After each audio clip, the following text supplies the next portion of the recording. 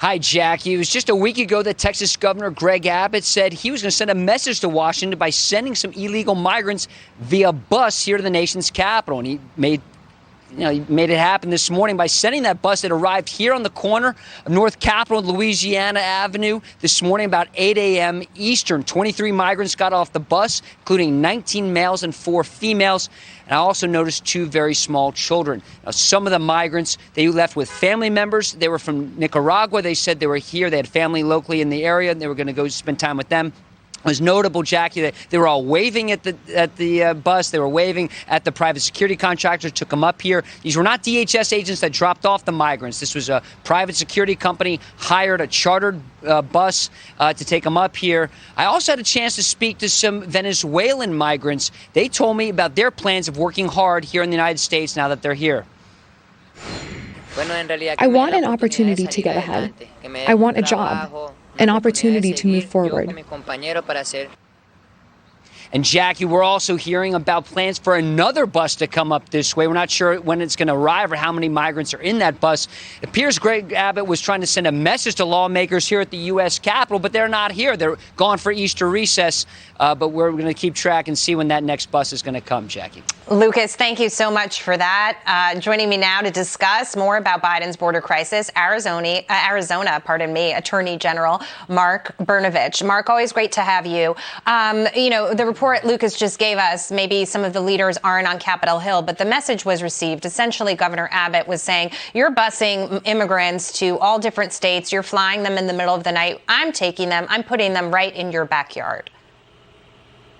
Yeah, I think we all applaud Governor Abbott for trying to make a point and trying to demonstrate the ridiculousness of the Biden open border policies and what they are doing to states like Arizona and Texas and just overwhelming our communities. And it's not just about the millions of people that are coming in illegally.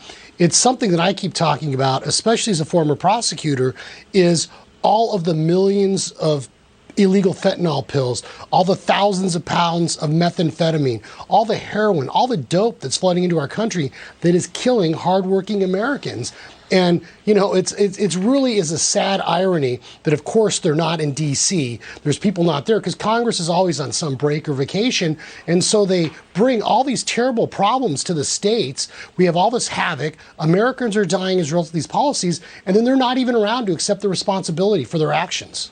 When it comes to Title 42, the CDC is saying it's time to lift it, essentially saying that COVID isn't a problem at the border. Yet we were just talking about extending mask mandates on planes. So immigrants can come into this country without any concern about COVID, but Americans can't fly on planes without being masked. I mean, some of this just doesn't make sense. It doesn't make any sense other than the fact that it's evidence that the Biden administration and the radical left is trying to essentially, nationalize, socialize our economy, and they don't care about hardworking middle-class Americans. What they do care is about Central Americans. And I was just arguing a case about 7 weeks ago at the U.S. Supreme Court where the Biden administration illegally rescinded the public charge rule, and they want to give government benefits, including welfare benefits, to people that are not U.S. citizens. And so we are in this situation where the Biden administration is decriminalized. There's no criminal penalties, and we have a lawsuit right now against that. But they've also incentivized, and they are providing these incentives, these warped incentives for people to come here. And as a result of that, that's why we are seeing a record number of people, literally millions of people coming into this country illegally, and it's going to overwhelm us, not only from a fiscal perspective, but as a result of the cartels increasing violence in our neighborhoods and the amount of drugs pouring in that is polluting our neighborhoods. I need a 10 or 15-second answer on this, but Jen Psaki essentially saying it's Governor Abbott's fault that we have a supply chain crisis, saying that it's his unnecessary inspections in his state that are making things difficult. Everyone is entitled to their own opinion, but not their own facts. I propose that we have a no-lie zone when it comes to the White House press room, because what she's saying is clearly false.